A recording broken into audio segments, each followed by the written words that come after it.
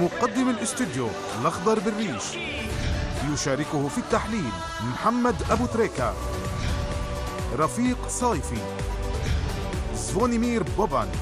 أعزائي المشاهدين أينما كنتم أهلا وسهلا بكم، ونذهب مباشرة إلى جدول مباريات الليلة.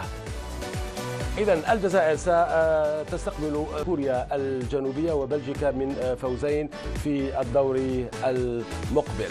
إذن لا جديد، لا نغير عادة فريق يفوز. كابتن محمد بوتريكا، يعني في البداية أتمنى التوفيق إن شاء الله، بس إن شاء أنا الله. كنت أتمنى أن يبقى في تغيير في الوسط. تغيير في الوسط، إضافة لعيب في الوسط، واللي عندنا في الأطراف سواء جابوا أو سواء في جولي. الأداء الدفاعي مش كما ينبغي في الأداء الهجومي. كنت عاوز أن نلعب منتخب الجزائر يلعب 4-3-2-1 بحيث ان يبقى فيه اريحيه وفي حريه اكتر لفيجولي وابراهيمي. وكنت برضه في نفس الوقت كنت عاوز اغير طريقه لعب ابراهيمي. نعم يجيد السرعه والمهاره، انما يحتاج المساحه النهارده هتبقى في الاطراف مش في العمق الملعب. وابراهيمي خاصه على الاطراف دايما واحد ضد واحد يستطيع اللعيب السريع المراوغ الجيد ان يحدث خطوره، وده زي ما شفناه في هدف بلجيكا امام روسيا. فانا كنت اضيف وربما اكون مخطئ، يا رب اكون مخطئ ويبقى فيه الاولويه والاستحواذ الاهم، الفوز الاهم من الاستحواذ لفرقه الفريق منتخب الجزائر، انما كنت اتمنى يحصل فيه تغيير. نعم، اذا هكذا سنحاول اليوم ان نتدرج.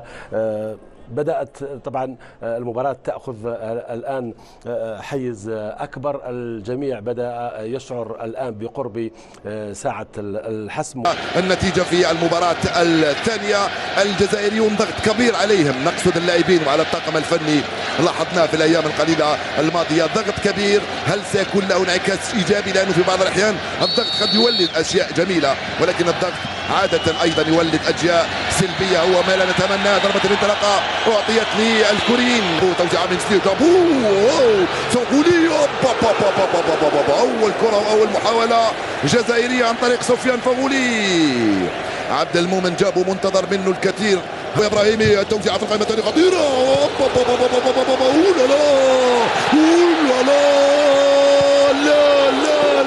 لا إبراهيمي، كرة أولى صعبة للخضر من هناك، سقط سفيان فغولي. إبراهيمي لحق على الكرة، كاد يفتح مجال التسجيل. يا لها من كرة، أول لقطة وأول كرة وأول فرصة للخضر. تنفذ في القائمة الأول، خطيرة للركنية ناحية نبيل بن طالب، ركنية يقول حكم المباراة. القائمة الثانية خطيرة لإسلاميلي، الراسية من إسلام سليماني في القائمة الثانية، مرت على يمين الحارس يونغ سونغ روي. الضربة الراسية الموفقة إسلام معروف. مجيد خلت حتى داخل منطقة عمليات. يا مجيد، الكرة ضربة مرمى. يا مجيد هاي مجيد ينقذ الموقف هنا في كرة كانت سهلة. الحراسة الفردية ناقصة، الحراسة ناقصة مدى هنالك على مستوى خط دفاع المنتخب الجزائري. تنفذ القائمة الأول، بلحيق الرجع مباشرة لعبد المؤمن، جابوا لمن عبد المؤمن، إسلام سليماني بعيد، تغطية دفاعية كورية للتماس، يقول الحكم لصالح عبد المؤمن، جابوا تسديدة بعيدة يا عبد المؤمن. معليش حاول تسدد بهذا الشكل، معليش المرة الجاية تكون أفضل. إسلام سليماني الإعادة طبعا يرتكزوا عليه اللاعبين الجزائريين، وضعية صعبة أن تسدد منها. عبد المؤمن جابوا فيها خطيرة، يا إسلام، يا إسلام، يا نبيل حذري، حب يراقبها إسلام سليماني، جابوا ما زالت الخطورة. وحدك يا كارل يا مجاني، وحدك التسديدة من مجاني بعيدة تماما فوق المرمى. المهم أن الجزائريين يلعبون ولا يخيبون، المهم أنهم يبادرون. سليماني ماهوش متسلل، حتى ولو أنك متسلل وما سجلت يا إسلام. يا سليماني معلش ركز شوية معنا يا إسلام. وضعية تسلل، يقول حكم المباراة كانت وضعية صريحة. نعم وضعية صريحة من إسلام. مرة ثانية طويلة لإسلام، ماهوش متسلل، راح إسلام، جول.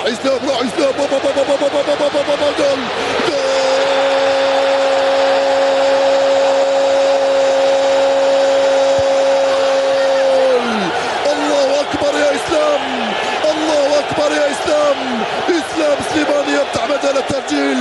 راح إسلام، الكرات في العمق. سليماني يفتح مجال التسجيل لصالح المنتخب الجزائري. يا له من اسلام، اسم على مسمى اسلام سليماني يفتح مجال التسجيل للخضر، يفتح مجال التسجيل بعد كرة في العمق طويلة وابراهيمي جول. لا، ركنية سيد الحكم، ركنية سيد الحكم. نعم ابو ركنية رائعة. جول جول جول جول جول جول جول جول جول جول جول. يا له من جول، يا له من جول يا حليش. رفيق يا حليش يسجل الثنائية في ظرف دقيقتين. يا له من هدف. الجزائريون يقهرون الكوريين في ظرف دقيقتين ويسجلون الثنائية. جول يا حليش، جول يا حليش، جول يا حليش. ارتقى فوق الجميع. شوف كيف ارتقى حليش. واو، بالراس حطها في الشباك الفارغة، بالراس حطها في الشباك الفارغة. الحارس خارج والكرة داخلة. حليش ببراعة يسجل الثاني. جول، جول ثاني للمنتخب الجزائري في ظرف 3 دقائق ونحن نلعب الدقيقة 30. بعيد التوزيع بلحي وحدك يا جسير. بابا بابا بابا بابا. لا لا ما كان ولا شيء، كان ولا شيء صراحة. جابو اسلام سليماني، اسلام جابو جول جول جول جول.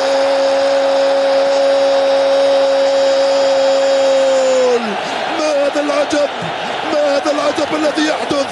هل انتم الجزائر ام اسبانيا ام المانيا ام الارجنتين ام البرازيل؟ ما هذا العجب؟ 3 اهداف مقابل 0 في الشوط الاول امام كوريا يا جابو. ما هذا العجب؟ ثاني اهداف جابو في 10 مباريات مع المنتخب. اسلام سليماني ومر اللي جابو الثالث. ما هذا العجب؟ الجماهير الجزائرية سيصيبها الجنون من هذا الذي تشاهده في هذه المباراة. اسلام سليماني اللي جابوا ولا لا، ركنية. نعم ركنية. نعم يقول حكم المباراة لصالح المنتخب الجزائري. متموقعين في اماكنهم انهم غالقين كل شيء والحكم يصفر. نهاية الشوط 3-0 بيرفكت. شوط اول رائع للمنتخب الجزائري. اعود والتقي بكم مشاهدي الافاضل على هذه الاجواء الجميلة. دخلوا الشوط الاول بعريس، وهاب الملحي، عيسى مندي، جمال المصباح، رفيق حليش، مجيد بوقرة، ياسين ابراهيمي، نبيل بن طالب، كارل مجاني، عبد المؤمن جابو، سفيان فغولي واسلام سليماني. 3 اهداف مقابل 0. نتيجة كبيرة للخضر. يجب الحفاظ على سفيان فغولي في التغطية. فيه خطأ من سفيان فغولي. صفر حكم المباراة ليو. صعبة أرضية. مجاني الجزائري. يا مجيد خلفك، يا مجيد خلفك، يا مجيد خلفك، يا مجيد خلفك، يا مجيد خلفك، يا مجيد خلفك، يا مجيد خلفك، يا مجيد خلفك، يا مجيد خلفك. الهدف الأول لصالح المنتخب الكوري. الهدف الأول لصالح المنتخب الكوري عن طريق شونغ يونغ لي. يا مجيد، يا مجيد، يا مجيد، يا مجيد. كرة هكذا مرفوعة عالية بهذا الشكل يمر أمامك ويسجل عليك الهدف الأول. 3-1 صارت. النسيم إبراهيمي نفذ كرة خطيرة بالراس. رفيق حليش بالراس. هذه المرة بين ضعي تسلل. نعم تسلل. نعم. ماذا هنالك في بيت الخضر؟ ماذا هنالك في بيت الخضر؟ ماذا يحدث في بداية هذه المباراة؟ سرعة مرفوعة في القائمة الثانية. هاي الكرة في العمق لصالح إسلام.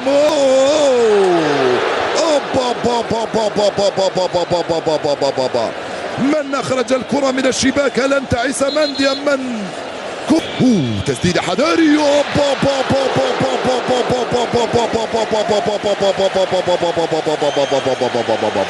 صاروخ أرض جو.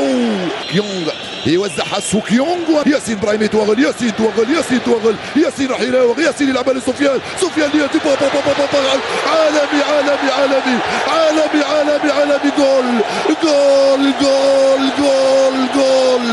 جول عالمي يا ناس.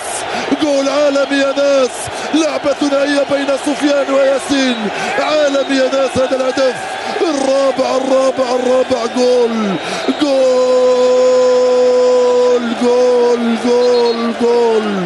هدف عالمي. ثنائية. لكن الرابع هكذا يسجل في هذا الوقت. غالي في هذا الوقت. غالي في هذا الوقت. يحطم معنويات الكوريين. صارت النتيجة 4 أهداف مقابل هدف 1 للخضر. مشاهدي تماما لجمال. الكرة لم تصل وانطلق في هجمة وعكس كوريا. انطلاقة سريعة.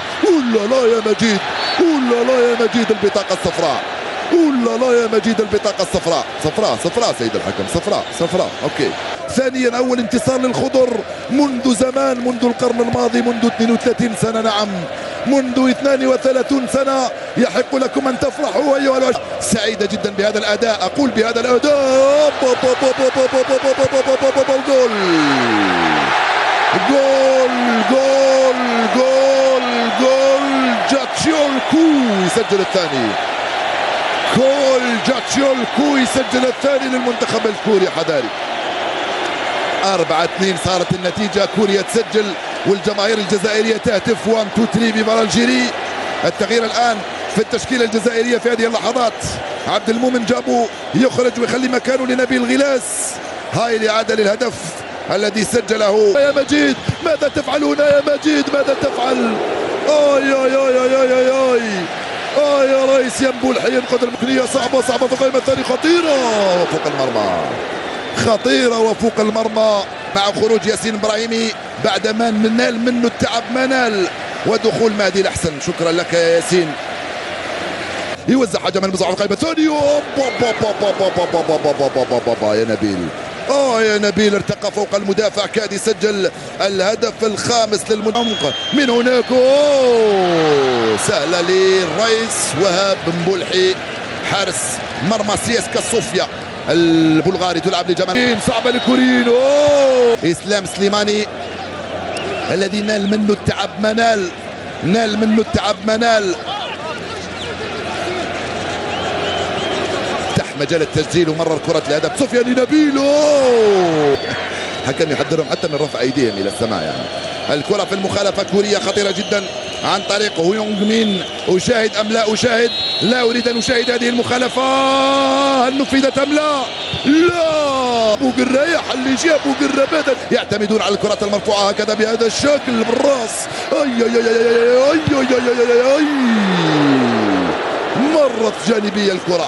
مرت جانبية الكرة مشاهدي الأفاضل.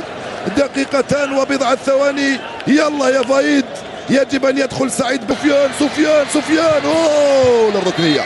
حكم قال ضربة مرمى. ارجع يا سفيان، ارجع يا نبيل غلاس، ارجع يا نبيل بن طالب. فوتوا هذه الكرة يا رئيس. يلتقط رئيس مبولحي وينقذ المنتخب الجزائري مثل ما انقذه. يا عيسى يا ممدي. الحكم قال لا يا نبيل. يلا يا نبيل روح يا نبيل روح. استفيد من تماس قضي الامر. سيد الحكم شكرا لك، اسعدتمونا الليله، كنتم رجالا، وشكرا لكم على هذا الفوز الكبير 4-2. اللسان يعجز عن الكلام. شكرا على المتابعه، دمتم بخير والى اللقاء. لخدر تفضل اليك الخط. مبروك.